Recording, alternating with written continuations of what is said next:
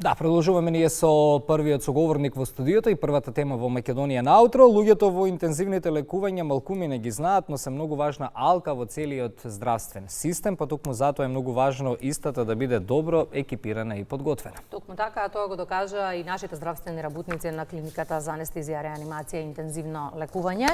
Каков е процесот на анестезиолошко лекување на пациенти со изгореници и колку брзата и навремена реакција е клучна во спасувањето животи? Да знаваме наредниве минути од професор доктор Адријан Карталов, шеф на одделот за анестезиологија на Карел. Добро утро, доктор, и добре ни дојдовте во Македонија. Благодарам за поканата. За брзата реакција знаеме, за тоа колку брзо се екипиравте и фокусиравте на она што беше како настан трагичен пред 2 недели, исто така знаеме. Но што значи од прва рака и екипирањето и медицинската помош во вакви случаи? Знаете како, се почна таа кобна ноќ во 4 сатот наутро, кога доктор Мерџановски не повика мене и професор Срцева да дојдеме во клиничкиот центар да се справиме со предизвиците кои беа присутни од немилиот настан од пожарот во дискотеката. Наидовме на многу амбулантни возила кои што беа паркирани пред ургентниот центар и многу пациенти кои што почнуваат да се хоспитализираат. Во тој период се уште не бевме започнати со реновирањето на клиниката за анестезија и за среќа имавме доволен простор да ги сместиме сите болни во единицата за интензивно лекување. Тријажата беше од големо значење. Кој пациент каде ќе биде триажиран, дали ќе оди према пластична хирургија или комбинираните повреди, односно повредите на дишните патишта и опекотините ќе би требало да бидат примени во единицата за интензивно лекување.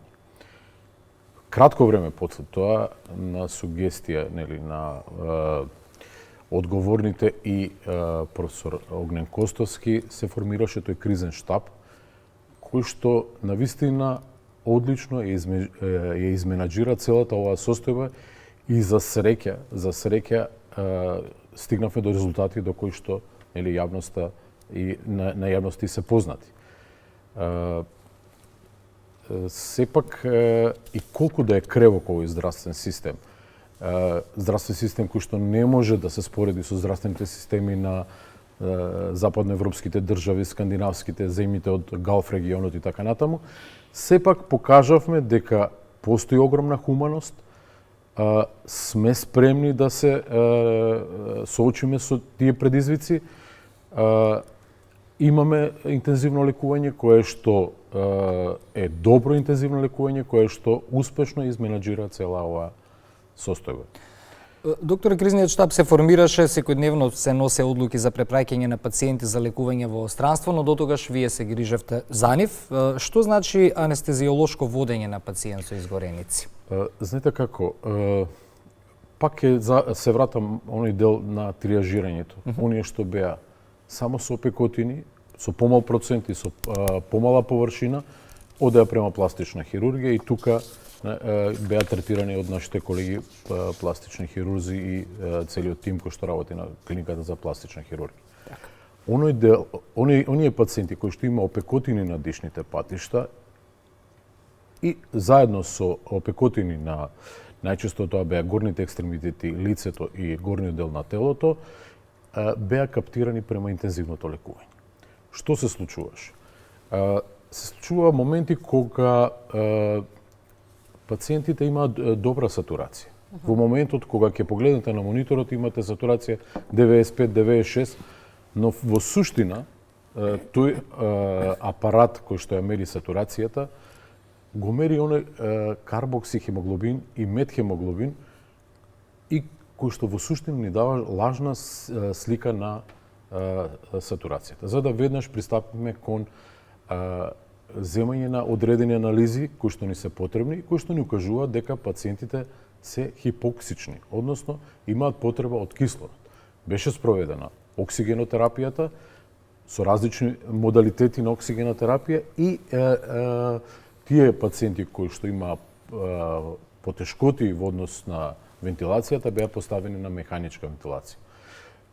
Знаете како, кај овие пациенти дел од нив беа поставени елективно, значи пред да настане влошување на дишењето беа поставени на механичка вентилација. Зошто? Затоа што буквално пред очи гледате како отокот расте на лицето, на јазикот, на горните структури на дишните патишта и навистина е тешко да се интубира, односно да се постави пациентот на механичка вентилација со таков оток на дишните патишта. Значи, засегнато беше дишењето. Навистина, за краток временски период се екипиравме, морам да го пофалам, средниот медицински персонал, докторите, младите доктори. Значи, организација која што навистина беше многу добра. Просто се воодушевувам на хуманоста и на организираноста на тие млади луѓе. Знаете како, во тие моменти покрај здравствениот дел имаше и административен дел. Мораше да се направат административни